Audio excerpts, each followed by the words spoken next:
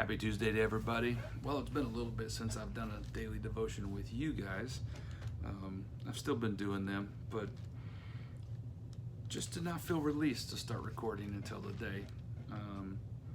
Yesterday I kept saying I need to, but I didn't feel like it was time yet. This morning I woke up and I was just, as I was driving up to the office in Indianapolis, just talking to the Lord about everything that's going on and the injustice and the unrest that we have in our society. And there's one thing that Jesus models for us when it comes to injustice and inequality, and that is that silence is not a gift of the Spirit. That we actually, when we're walking in our fullness and we're walking in our gifts, a gift of the Spirit is to use your voice, is to be proactive in what God's calling you to do. And I've taught on this passage many times, but in John 4, this is where Jesus is at the well with the Samaritan woman. And what I love about this is, it says, soon a Samaritan woman came to draw water. Jesus said to her, "Give me a drink of water." And as I said before, that his statement of "give me a drink of water" was not one of like demanding and lording over her, but more almost like a beggar and like, will you give me a drink of water? And what I love about this whole passage was that Jesus was not silent, and instead he broke the barrier of what would have been called social injustice, racial injustice, and gender injustice. Because one, she was a Samaritan. Two, she was a female, and so with those two things alone, he shouldn't have been talking to her. But he broke all those barriers, and he reached out and said, "Will you give me a drink?"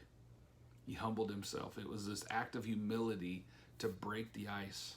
And I really believe that God is calling us in this season right now is to have a voice that speaks towards injustice, that doesn't speak hate, doesn't let opinions get overwhelming, but rather, what does God call us to do? John 3:16, we know that so well. I'm going to go on past that, because in 17 it says, God did not send his Son into the world to judge and condemn the world, but to be its Savior and rescue it. So now there is no longer any condemnation for those who believe in him, but the unbeliever already lives under condemnation because they do not believe in the name of God, God's beloved Son. And here is the basis for their judgment. The light of God has now come into the world, but the hearts of people love their darkness more than light, because they want the darkness to conceal their evil. So the wicked hate the light, and they try to hide from it, for their lives are fully exposed in the light. But those who love the truth will come out into the light and welcome its exposure, for the light will reveal that the fruitful works were produced by God. God is calling us to have fruitful works, and part of that fruitful work is for us to begin to learn how to love and to turn darkness into light, to expose what is evil.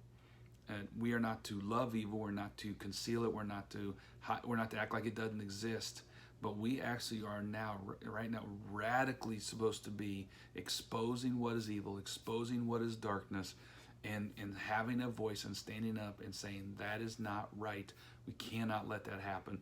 The church needs to be the lead in this process. The church needs to be the lead in restoration, reconciliation, and having a voice, speaking what is truth, speaking what is right, and showing people how to love, showing them that they need a rescuer, they need Jesus, so that they can change themselves, they can be transformed from letting darkness be the rule in how they run their life and their words and their thoughts, and that they would be overwhelmed by the light of Jesus and the love of Jesus. So just want to encourage you that, you know what, don't be silent in this season.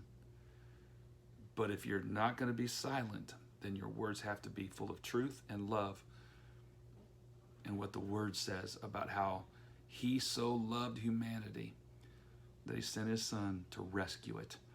And we're part of that process. Have a great day. Be blessed. Be looking for a playlist on YouTube. We'll see you.